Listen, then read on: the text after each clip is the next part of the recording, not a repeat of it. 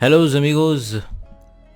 इस वीडियो का एक ही पर्पज़ है भाई, दिन में एक चैप्टर कंप्लीट कर रहे हैं एनसीईआरटी की। आज अगर हम क्लास 12th का रिप्रोडक्टिव हेल्थ चैप्टर निपटाएंगे और मेक श्योर कि आप इसके जो एमसीक्यूज़ हैं वो एप्लीकेशन पे जाकर के ज़रूर लगाएं।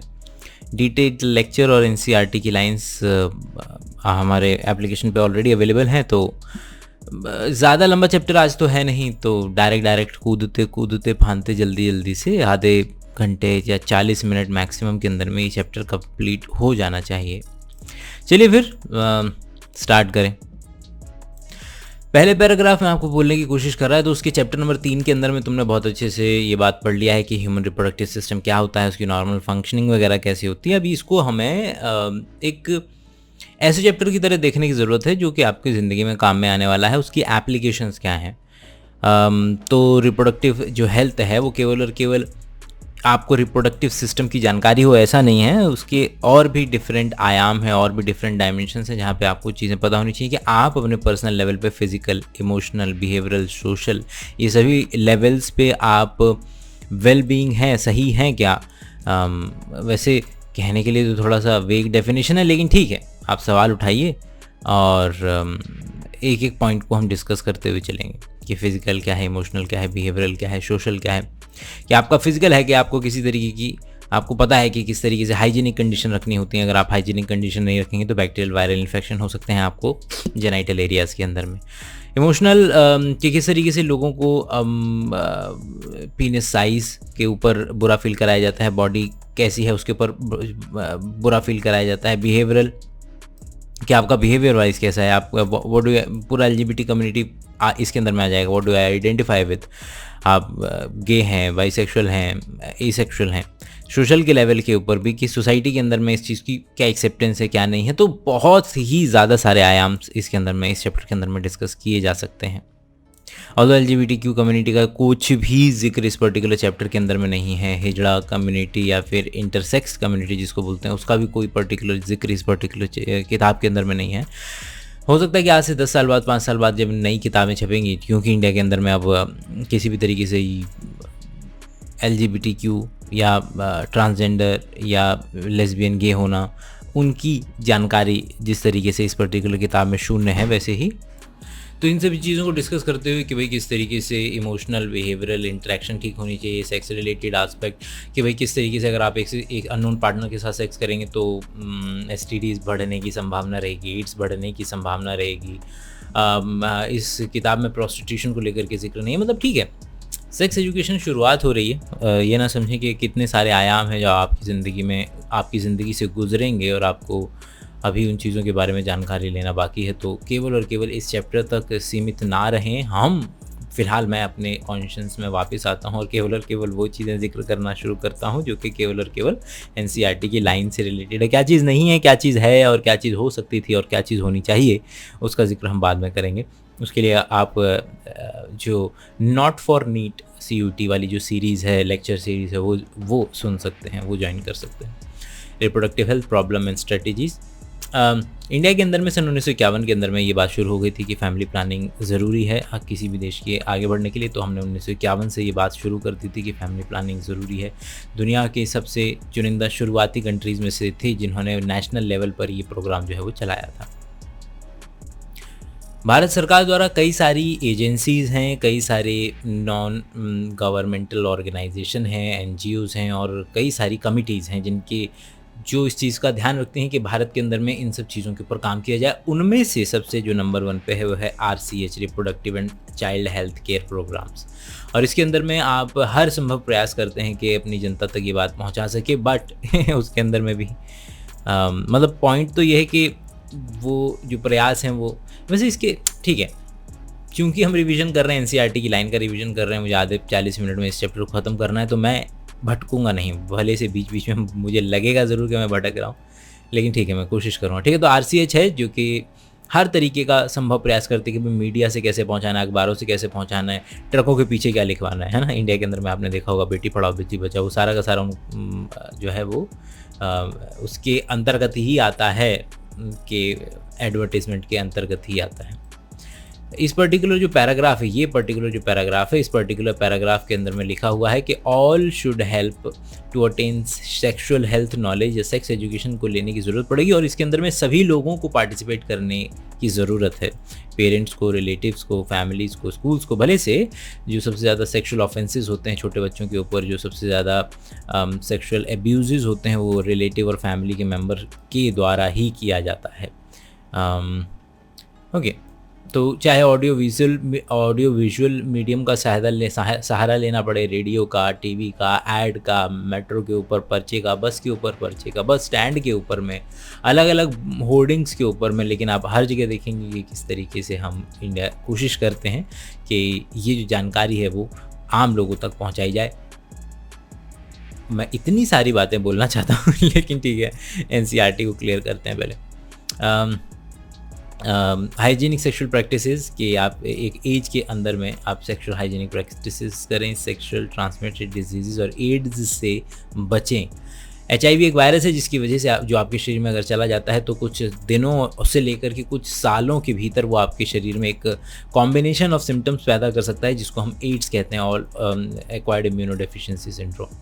अगले पैराग्राफ पे चलते हैं। अगला पैराग्राफ आपसे क्या बोलने की कोशिश कर रहा है, awareness regarding prenatal care, postnatal care, sex related crime, birth control options, कि केवल और केवल सेक्स एजुकेशन के अंदर में सेक्स कैसे करना है, कॉन्डम का इस्तेमाल, केवल और केवल ये चीज़ें नहीं आती हैं। उसके अंदर में जो है बच्चा पैदा करने से पहले फीमेल की केयर, इंडिया के अंदर वर्ल्ड में हम सबसे आगे हैं, जिसके अंदर में गर्भ अवस्था और बच्चे पैदा करने के दौरान औरतों की जो मृत्यु होती है उसके अंदर में हम वर्ल्ड में लीडर हैं।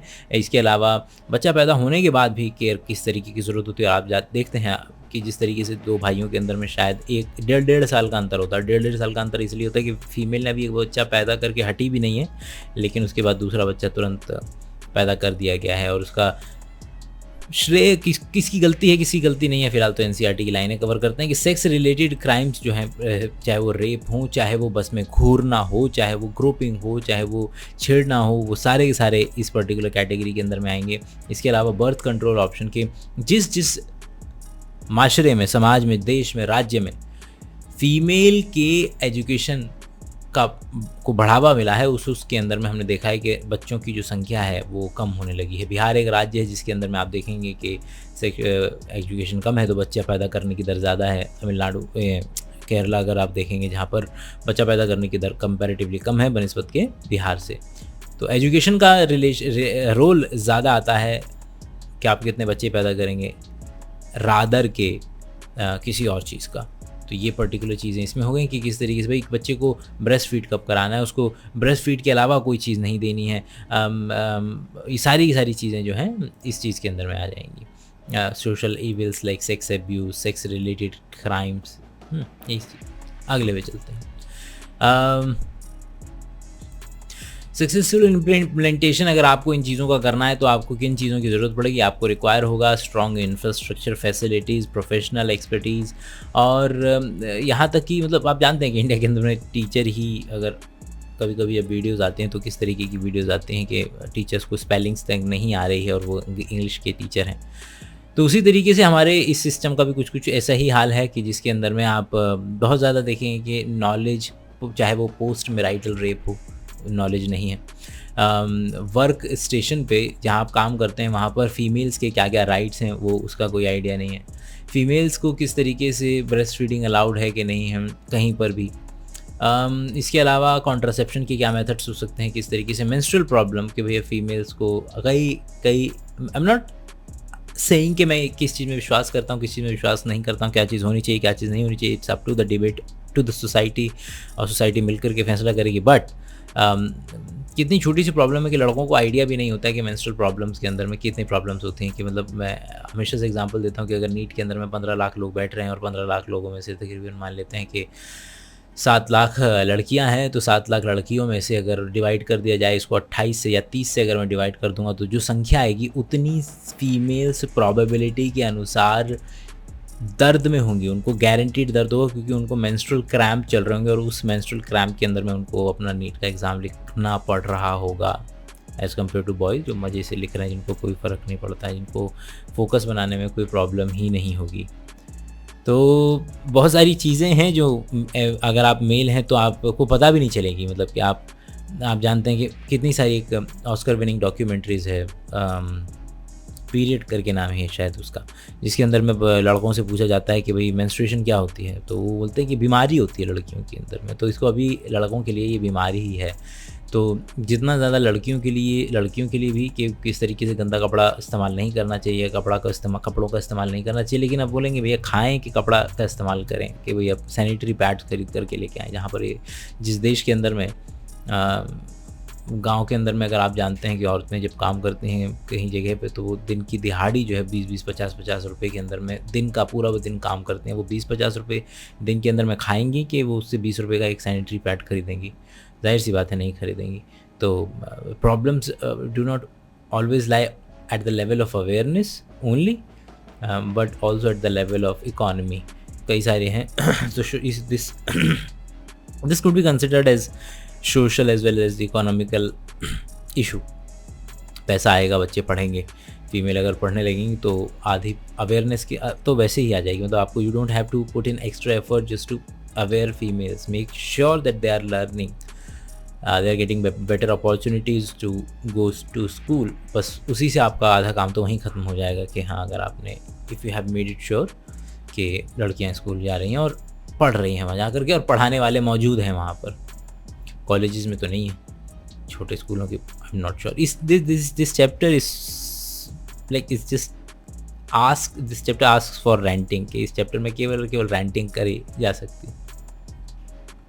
एमनियोसेंटेसिस की किस तरीके से मेटरनल फीटस जो है, एमनियोसेंटेसिस एक ऐसा प्रोसेस है जिसके अंदर में फीमेल का एमनियोटिक फ्लूइड निकाल करके, एमनियोटिक फ्लूइड के अंदर में बच्चे की भी कुछ सेल होंगे, और उस सेल्स को आप माइक्रोस्कोप के नीचे डाल करके पता करने की कोशिश करते हैं कि क्या मेल है फीमेल है, बच्चे के अंदर में किसी तरीके का जेनेटिक डिफेक्ट तो नहीं, ये सारी चीज़ें पता की जाती हैं। लेकिन अगर आपने उससे जेंडर पता लगा करके ये पता करने की कोशिश की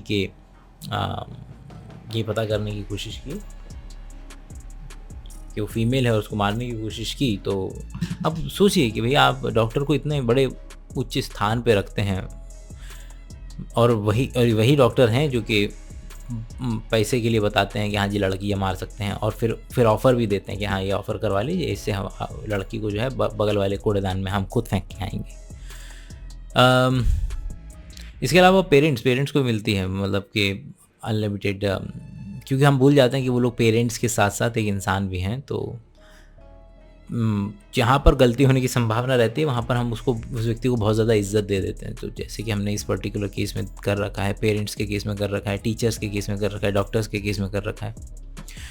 मैसिव चाइल्ड इम्यूनाइजेशन की भारत में इंद्रधनुष योजना है, जिसके अंतर्गत हर बच्चे को, भारत कम से कम, अब आई डोंट नो कि whether the country is a little bit illiterate, but ठीक है, I would like to take a pride in this कि हमारी कंट्री के अंदर में वैक्सीनेशन को लेकर के कोई भी इस तरीके की चीज़ें नहीं नज़र आती हैं कि लोग नहीं करवा रहे हैं वैक्सीनेशन, जो कि पाकिस्तान में नज़र आता है, जिसकी वजह से वहाँ पे पोलियो अभी भी ख़त्म नहीं हुआ है, लोग डरते हैं वैक्सीनेशन कराने से। इसके अलावा यूएसए के अंदर में आपने सुना होगा किस तरीके से लोग जो है वैक्सीनेशन नहीं कराते हैं। तो yes, the procedure, the idea is not to get like students educated only, it is also important for them to be a thinker। भाई सोचें, आपको आईआईटी से आईआईएम से भी मिल कर के लोग मिल जाएंगे ऐसे जो जादू टोना करवा रहे हैं कि जी लड़की नहीं मिल रही है, थोड़ा जादू टोना करवा दें, ठीक है। तो it's not only about your skills that you are acquiring. आप आईआईटी आईआईएम और ज़्यादातर कॉलेजेस में जाकर के क्या सीखते हैं, आप स्किल एक्वायर करना सीखते हैं, that not necessarily has to be translated well you becoming a good citizen और गुड थिंकर। आप चीज़ों को अच्छे तरीके से सोचेंगे, इस बात की संभावना ज़रूर है, but it does not guarantee it, okay. तो यस, ऐसा बिल्कुल हो सकता है कि a person who is illiterate and still is a very good thinker and he knows कि हाँ क्या इक्वालिटी होती है क्या नहीं होती है। सो जो रिलेशन है वो इस चीज़ से नहीं है कि आप कौन सी स्किल एक्वायर करके आ गए हैं। Just because you know how to write a code does not mean that you will think about your existence in the idea of God, your reproductive success, your reproductive health. The procedure is used to test for presence of certain genetic disorders. The procedure is used to test for presence of certain genetic disorders. ठीक है, ये भाई इससे आप genetic disorders पता कर सकते हैं। I was thinking something Down syndrome, haemophilia, sickle cell anaemia, जो भी क्रोमोसोमल एबरेशंस होती हैं वो आप इससे पता कर सकते हैं, और you may decide that whether you want to keep the child और नॉट। ओके, सो इंडिया के अंदर में सहेली को डेवलप किया गया था CDRI द्वारा, CDRI लखनऊ द्वारा, जिसके अंदर में मेडिकली असिस्टेड डिलीवरीज बेटर। अच्छा, मतलब ये सारी चीज़ें हम डिस्कस करेंगे डिटेल के अंदर में कि better awareness sex related matter के अंदर में आपको मेडिकली असिस्टेड डिलीवरीज कैसे होती हैं कि भैया आप घर के अंदर में, गांव के अंदर में आपने देखा होगा कि घरों के अंदर में डिलीवरी हो जाती है, लेकिन उसके अंदर में आपके कंटेमिनेशन की संभावना बढ़ जाती है। और पोस्ट नेटल केयर, बच्चा पैदा होने के बाद आपको किस तरीके की केयर की आवश्यकता पड़ेगी, आप जानते हैं कि इंडिया के अंदर में किस तरीके से जब फीमेल एक बार बच्चा पैदा कर लेते हो तो उसकी फ़िज़िकल हालत क्या होती है, और उसको फिर दोबारा से 2-3 महीनों के अंदर में काम पे लगा दिया जाता है। Decreased maternal and infant mortality rate, के बच्चा पैदा करने के दौरान माँ के मरने की संभावना और बच्चे के मरने की संभावना को जितना कम किया जा सकता है उतना कम करना चाहिए। वैसे इंडिया के अंदर में ये रेट काफ़ी हाई है अभी भी। और अगर हम इन सब चीज़ों पे ध्यान देते हैं तो हम एक sexually aware society, reproductively aware society कहलाएंगे। Population stabilization and birth control की बात करते हैं तो भैया पहले यहाँ पर पॉपुलेशन का जिक्र दिया हुआ है कि हम 7 बिलियन पहुँच चुके हैं, 7.2 बिलियन पहुँच चुके हैं। 350 मिलियन जो है वो इंडिपेंडेंस के टाइम पे थे, 35 करोड़। अभी जो है वो बहुत ज़्यादा तेज़ी के साथ हम जो है बढ़ते चले जा रहे हैं। हमारे फीमेल जो है, मतलब मैटरनल मोर्टेलिटी, माँ के मरने का जो रेट है, इन्फेंट मोर्टेलिटी रेट, इसको भी हमें जो है कम करने की ज़रूरत है। तो हम जो, लेकिन एक इंटरेस्टिंग पॉइंट ये है कि through out India, through out अलग अलग रिलीजन, थ्रू आउट अलग अलग स्टेट, जो बच्चा पैदा करने की दर है वो बहुत अच्छे तरीके से नीचे की तरफ आ रही है। So India will peak somewhere around 1960 के अंदर में हमारी जो पॉपुलेशन है पीक करेगी, और उसके बाद हमारी पॉपुलेशन घटना शुरू हो जाएगी। Such an alarming growth rate could lead to absolute scarcity. आप जानते हैं थॉमस मैल्थस की अप्रोच कि भैया जो पॉपुलेशन है वो बढ़ती है आपका कैसे, ऐसे, और जो आपका रिसोर्सेज हैं बढ़ते हैं ऐसे, और जो पॉपुलेशन है वो बढ़ती है ऐसे। तो आपका क्या होना, कंपटीशन होना लाजमी है। तो इसलिए बड़ा ही ध्यान देने की ज़रूरत है, चेक करने की ज़रूरत है। लेकिन इट्स ओके, मतलब आपको पॉपुलेशन चेक करने की ज़रूरत नहीं है। मतलब आप पॉपुलेशन चेक करेंगे, लोगों को बोलेंगे खामा दंगे ही होने उसके अंदर में। तो आप अगर एजुकेशन पे बस ध्यान दे दीजिए, लड़कियों को सेक्सुअल एजुकेशन से अवेयर करा दीजिए, उनके राइट्स, उनको उनकी बॉडी से अवेयर करा दीजिए, that is more than enough. आपको कुछ करने की ज़रूरत नहीं। आप किसी पर्टिकुलर सोसाइटी में जो चेंज है वो ये बोल करके नहीं ला सकते कि तू नहीं करेगा बच्चे पैदा। वो इनडायरेक्टली अगर उसकी खुद की चॉइस ही होगी तभी वो सोसाइटी के अंदर में बैलेंस बनने की संभावना, वरना फिर वो भैया दंगे ही होने। ये सरकार कर तो रही है कि भाई हाँ मोटिवेशन स्मॉलर सोसाइटीज़ का फ़ायदा होगा, ऐसा नहीं फ़ायदा नहीं होगा, लेकिन उतना नहीं होगा अगर वो एक्टिव मेथड से आए, लोग खुद अवेयर हों और ख़ुद उनके पास ये जानकारी हो कि अच्छा भाई क्या ही करेंगे जब पैसे इतने, तो और ज़्यादा बच्चे पैदा करके क्या करेंगे। मोटिवेशन ऑफ स्मॉलर फैमिलीज, छोटी फैमिलीज़, कॉन्ट्रासेप्टिव मेथड, हम दो हमारे दो, एक चाइल्ड ही पैदा करना चाहिए। और जो आप देख रहे हैं कि यंग अर्बन क्लास जो शहरों में रहती है पॉपुलेशन, जो पैसा कमाने वाली, उनके अंदर में तो और कम है। हाँ, तो 1 चाइल्ड नॉर्म चलता है, एक ही बच्चा है। फीमेल टू 18, और मतलब कि फ़ीमेल जो है 18 साल और मेल जो है 21 साल, ये आपका मैरिजेबल एज है। Commonly use as contraceptive method, भाई जो आम जिंदगी में जब आप कॉन्ट्रासेप्टिव मेथड को इस्तेमाल करेंगे तो उसकी कुछ प्रॉपर्टीज़ होनी चाहिए। भाई इस्तेमाल में आसानी से अवेलेबल हो, ऐसा नहीं कि एक बार रिवर्सिबल होना चाहिए कि भाई आप कुछ महीनों कुछ सालों के बाद दोबारा से बच्चा पैदा करना चाहते हैं तो आप कर पाएँ, उसका साइड इफ़ेक्ट ना हो या कम हो, सेक्सुअल ड्राइव या सेक्सुअल इंटरकोर्स या किसी भी तरीके से मेथड से उसके साथ खिलवाड़ ना हो आपकी बॉडी के अंदर में। इसके अंदर में क्या क्या मेथड्स आ जाएंगे, नेचुरल मेथड है, बैरियर है, इंट्रायूटेराइन डिवाइसेस हैं, ओरल कॉन्ट्रासेप्टिव है, इंजेक्टेबल है, इम्प्लांटेशन है, सर्जिकल मेथड्स हैं, ये सारी चीज़ें इसके अंदर मिल जाएंगी। सो नेचुरल मेथड के अंदर में सबसे पहले जो दिया हुआ है वो दिया हुआ है कि भैया सेक्स ही मत करो ठीक है, और सेक्स पहला है तो सेक्स मत करो, और दूसरा सेक्स करो तो भाई चूँकि 14th डे पर ओव्यूलेशन होता है तो ओव्यूलेशन से एक हफ्ता इधर छोड़ दो, एक हफ्ता इधर छोड़ दो, और 10 से 17 दिन तक मतलब है जो सेक्सुअल रिप्रोडक्शन मत करना, उसके अलावा कर सकते हो। ये हो गया एक तरीका जो कि बिल्कुल भी कारगर नहीं है, गलती से भी इस्तेमाल करने की मत सोचना, ज़िंदगी बर्बाद हो जाएगी। विड्रॉल मेथड के अंदर में क्या होता है कि भैया आप जो इजैकुलेशन है वो फीमेल के रिप्रोडक्टिव ट्रैक्ट में नहीं करेंगे, तो इससे भी कोई फ़र्क नहीं पड़ता, क्योंकि प्री इजैकुलेशन जो होता है वो सीरी अपने आप ही सुन रही है, क्या नाम है, इससे कोई फ़र्क नहीं पड़ता, क्योंकि ये दोनों चीज़ें मिला करके हो सकता है थोड़ी संभावना कम हो, क्योंकि आपको एक से ज़्यादा मेथड जब आप मिलाएंगे तब जा कर के थोड़ा सा, मतलब कोई भी मेथड जो है वो 100% गारंटी नहीं देता है, कोई भी, अनलेस अनटिल हो सकता है कि आपके पास यूट्रस ही ना हो या ओवरी ना हो या फिर टेस्टिस ही ना हो, शायद तब।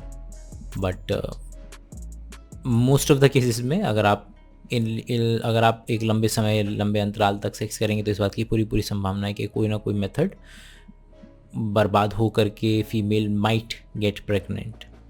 लैक्टेशन अमीनोरिया कि फ़ीमेल जो है वो बच्चा पैदा करने के बाद जब तक उसका लैक्टेशन पीरियड चलता है, जो कि तकरीबन 6 महीने का होता है, तब तक फ़ीमेल को पीरियड्स नहीं होते हैं, तब तक फ़ीमेल की साइकिल नहीं चलती तो ओव्यूलेशन नहीं होता है तो फिर वो एक तरीके से एमोनेरिया है, मतलब कि उसके अंदर में मेंस्ट्रुएशन नहीं हो रहा है, तो इसका मतलब है female won't be able to conceive. जब ओव्यूलेशन ही नहीं हो रहा है तो फिर वो कंसीव कैसे करेगी।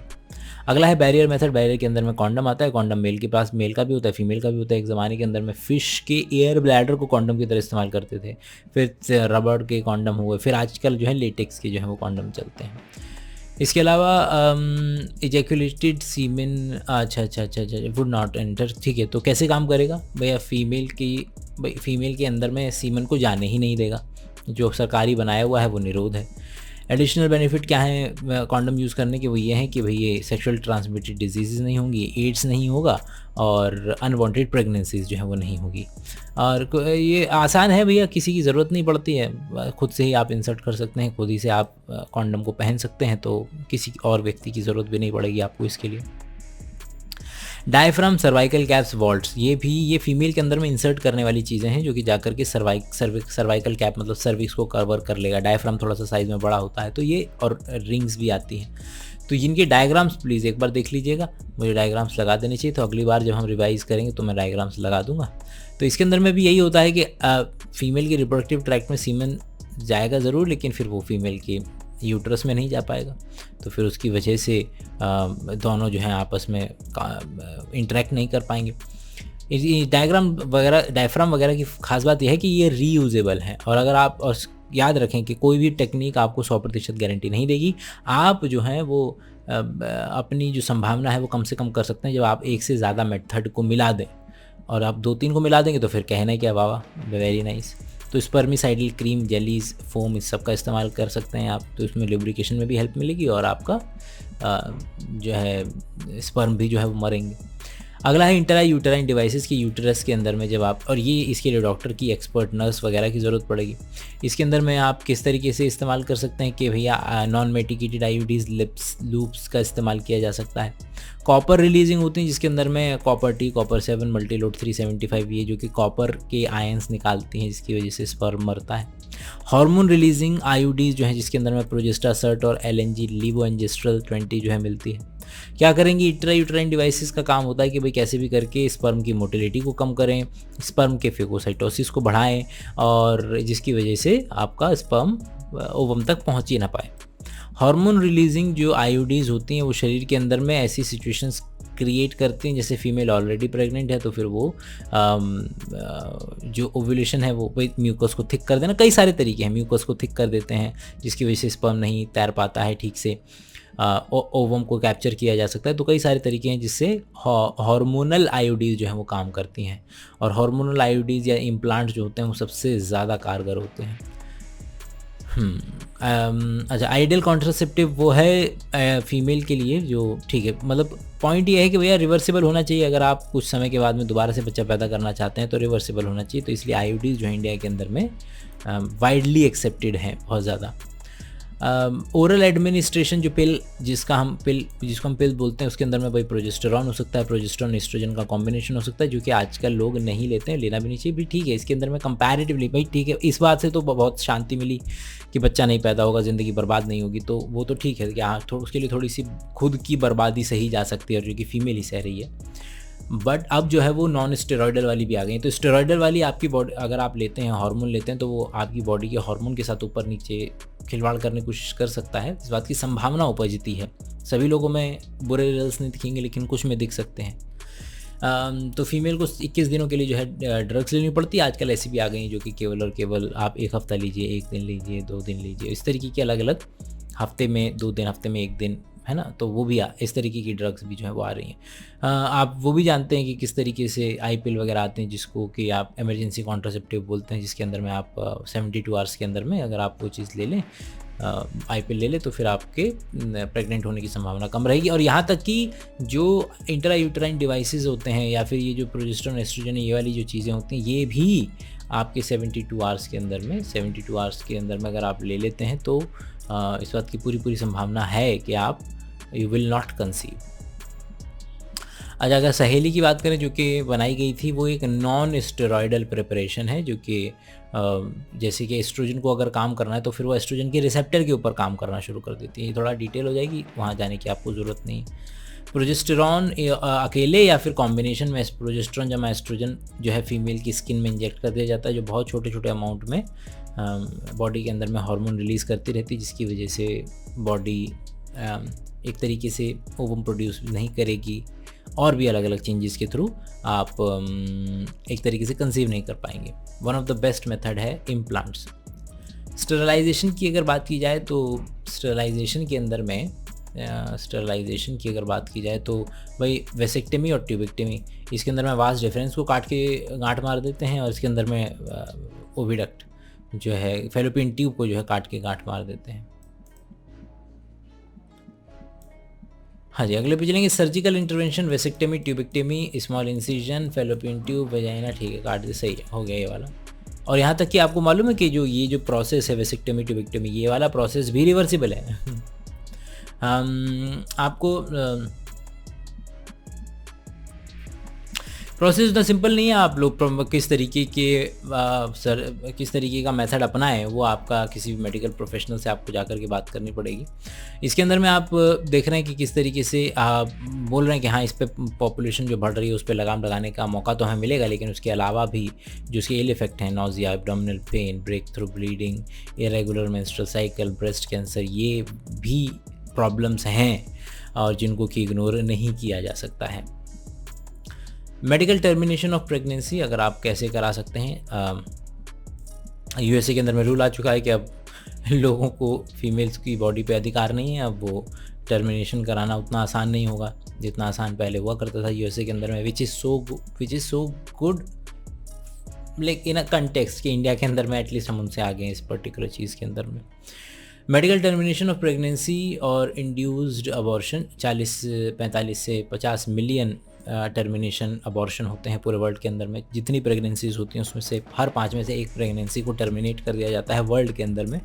और ये डिबेट है, अलग अलग लोग इमोशनल, एथिकल, रिलीजियस और सोशल वजहों से इस बात की दलील पेश करते हैं कि भाई बच्चे को अबॉर्ट करना चाहिए कि या बच्चे को अबॉर्ट नहीं करना चाहिए। गवर्नमेंट इंडिया ने 1971 के अंदर में इस चीज़ को लीगलाइज कर दिया था। और किस तरीके से failure of contraceptive used during coitus और रेप, एमटीपी इज एसेंशियल, कि भाई के रेप के विक्टिम्स होते हैं। अगर आपका कॉन्डम फट जाता है तो आप भाई बच्चा पैदा हो रहा है तो आप नहीं चाहते हैं, तो फिर वो उसके लिए आप फिर इस चीज़ का सहारा ले सकते हैं। ठीक है, तो जो अबॉर्शन है वो आपका पहले ट्राइमेस्टर के दौरान बहुत आसान होता है, बहुत आसान नहीं होता है, मतलब दूसरे और तीसरे ट्राइमेस्टर में अगर आप करेंगे तो बहुत ज़्यादा अच्छा नहीं होगा, बहुत ज़्यादा प्रॉब्लम्स, कॉम्प्लिकेशन पेश आ सकती हैं। तो उसके लिहाज से कंपैरेटिवली पहले ट्राइमेस्टर में आसान होता है। MTP are performed illegally India के अंदर में, जो कि भाई अगर होगा तो होगा ही, है ना। इंडिया के अंदर में जो हालात हैं जिस तरीके की, भाई अगर बच्चा नहीं चाहिए तो फिर लोग तो इलीगल मेथड भी अपनाएंगे ये सब काम करने के। और आप देखते हैं कि इंडिया के अंदर में लोग एमनियोसेंटेसिस करके, हाँ, जो इसका जो गलत इस्तेमाल हो रहा है वो ये हो रहा है कि एमनियोसेंटेसिस में पता करके कि लड़का है या लड़की है, और लड़की है तो फिर उसको अबॉर्ट कर दिया जाता है। और आप देखेंगे किस तरीके से लोगों के यहाँ पे, मतलब आपको उस परिवार की मानसिकता पता चल जाएगी, उस पिता की मानसिकता पता चल जाएगी जिसके पहली 3 लड़कियाँ हैं, फिर चौथा लड़का है, या पहली 2 लड़कियाँ हैं, फिर तीसरा लड़का है। तो फिर ये इसके अंदर में तो पता चल जाता है कि हाँ, अच्छा, लड़के की चाह है कि भैया जब तक फूकेगा नहीं लड़का तो तब तक तुम्हें मोक्ष प्राप्त नहीं होगा। सॉरी, मैं दोबारा से डाइग्रेस हो रहा हूँ। इस चैप्टर के अंदर में बहुत सारा माल पानी है जिसमें जो कि बातें की जा सकती हैं। आगे चलते हैं ज़रा। इस तरीके की प्रैक्टिस अवॉइड करनी चाहिए भाई, अबॉर्ट फीमेल चाइल्ड को अबॉर्ट करना, लेकिन क्या ये वो मतलब ठीक है एनसीईआरटी में लिखा होना चाहिए ताकि बच्चों को पता चले। इफ़ेक्टिव काउंसलिंग, आप लोगों से, टीचर से और ऐसे संस्थाएं मौजूद हैं जो आपको करा सकती हैं इसके बारे में, जो भी आपके डाउट्स हैं वो क्लियर करा सकती हैं। हेल्पलाइन मौजूद हैं जिस पे आप बात कर सकते हैं। अगला हमारा डिस्कशन कर रहे हैं हम किसी ऊपर, सेक्सुअली ट्रांसमिटेड इन्फेक्शंस के ऊपर, STI, जिसका दूसरा नाम है वेरिनल डिजीज़, जो कि सेक्सुअल इंटरकोर्स से फैलती हैं और इनको RTI, रिप्रोडक्टिव ट्रैक्ट इन्फेक्शन भी बोल देते हैं, जिसकी कुछ एग्जांपल NCERT ने दिए हैं। Gonorrhoea, syphilis, genital herpes, chlamydiasis, genital warts, trichomoniasis, hepatitis B, HIV, जो कि एड्स बनता है। तो ये कुछ एग्जांपल हो गए आपके। अब ये बताएगा कि हेपेटाइटिस B, HIV जो है वो इंजेक्शन या सर्जिकल इंस्ट्रूमेंट के थ्रू भी जो है फैल सकता है। हेपेटाइटिस है, जेनाइटल हर्पीज़ और HIV इन्फेक्शन को छोड़ दें तो बाकी जो है वो कम्प्लीटली क्यूरेबल हैं अगर आप उनको सही समय पर उनको ट्रीट करवाएं तो। इनके अंदर में जो सिम्टम है उसके अंदर में भैया ईचिंग हो सकती है, इसके अलावा आपके जेनाइटल रीजन से फ्लूइड डिस्चार्ज हो सकता है, पेन हो सकता है, स्वेलिंग हो सकती है, सारे इसके सिम्टम्स हो सकते हैं। एब्सेंस, कभी कभी क्या होता है कि सिम्टम जो है वो एब्सेंट भी होते हैं, जिसकी वजह से इस तरीके की जो सेक्सुअल ट्रांसमिटेड डिजीज़ है उन्हें फैलने का बहुत मौका मिलता है, जो कि एड्स के अंदर में सबसे कॉमन एग्जाम्पल है। अगर आप ठीक से टाइमली उनको डिटेक्ट करके प्रॉपर ट्रीटमेंट नहीं करेंगे तो आगे चल करके कॉम्प्लिकेशंस हो जाएंगी, जिसके अंदर में पेल्विक इन्फ्लेमेटरी डिजीज़, पेल्विक वाले रीजन के अंदर में इन्फ्लेमेशन हो जाना, मतलब कि वहाँ पर किसी तरीके से जो भी वायरस या बैक्टीरिया है वो इन्फ्लेमेशन कॉज करा रहा है। अबॉर्शन होना, स्टिल बर्थ। एक्टोपिक प्रेगनेंसी का मतलब होता है जहाँ यूट्रस से कहीं दूसरी जगह बच्चे का या जाइगोट का इम्प्लांटेशन होने लगना या ग्रोथ होने लगना, which ultimately will lead to abortion. Infertility हो जाना, कैंसर तक, रिप्रोडक्टिव ट्रैक्ट का कैंसर तक आपको हो सकता है। और चूंकि ये सारी जो प्रॉब्लम्स हैं वो 15 से 24 साल के बच्चों में ज़्यादा देखने को मिलेगी, जब आप सेक्स करेंगे तभी तो देखने को मिलेगी। तो ये प्लीज़ इन चीज़ों का ध्यान रखें और अननोन पार्टनर के साथ सेक्सुअल कांटेक्ट अवॉइड करें, मल्टीपल पार्टनर के साथ, जो कि मतलब पॉइंट ये है कि इसमें संभावना, अननोन पार्टनर का मतलब है सीधी प्रोस्टिट्यूशन या इस तरीके की बात कर रहा है, ऐसा नहीं है क्योंकि आप किसी व्यक्ति को जानेंगे तो नहीं ना, मतलब जानेंगे इन द सेंस कि भैया कितना टाइम है, कि भैया 3-4 साल के बाद कर लें क्या। पॉइंट है कि आइडिया है कि you have to make it sure. Multiple partner मतलब कि मल्टीपल पार्टनर का मतलब ये कि आप पर्टिकुलर ग्रुप से बिलोंग करते हैं जहाँ पर इस बात की संभावना हो सकती है। Always try to use condom, condom का इस्तेमाल करने की कोशिश करें हमेशा। One should go for qualified doctor, early detection, ठीक है। अच्छे डॉक्टर के पास जाएं, गुप्ता जी गुप्त रोग वाले के पास न जाएं। ओके। इनफर्टिलिटी की बात करें तो प्रॉब्लम है इंडिया के अंदर में, मेल्स की ज़्यादा प्रॉब्लम है, इल्ज़ाम लड़कियों पे लगाया जा सकता है। तो इंडिया के भाई वर्ल्ड के अंदर में बहुत सारे कपल्स मिलेंगे जो कि इनफर्टाइल हैं, बच्चे पैदा नहीं कर सकते हैं, अनेबल टू प्रोड्यूस। अगर 2 साल तक आप सेक्स करें फिर भी बच्चा पैदा ना हो तो आप इनफर्टाइल कपल की कैटेगरी में आ जाएंगे क्योंकि आप में से एक व्यक्ति तो है infertile. Sexual cohabitation reason many physical, congenital, बच्चे साइकोलॉजिकल, ठीक है।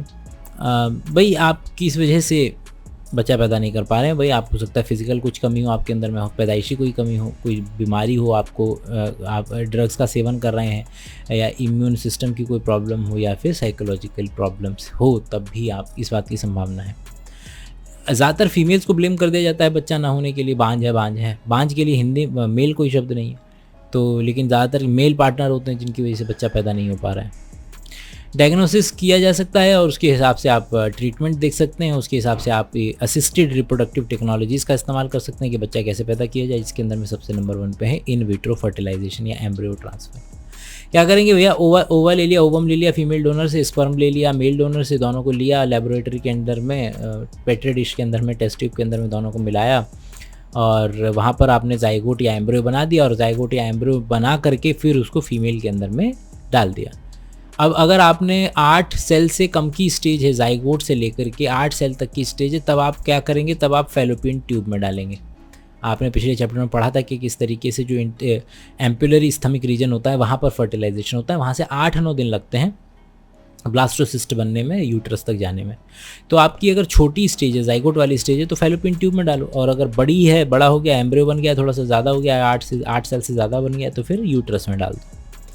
Further development embryo formed in vitro fertilisation could also transfer assisted can not be conceived. Okay, तो ये भी है, मतलब जिन फीमेल्स में ये चीज़ नहीं हो पा रही है, आप जो फीमेल्स कंसीव नहीं कर पा रही हैं, उनके अंदर में इस चीज़ को ट्रांसफ़र कर दिया जा सकता है।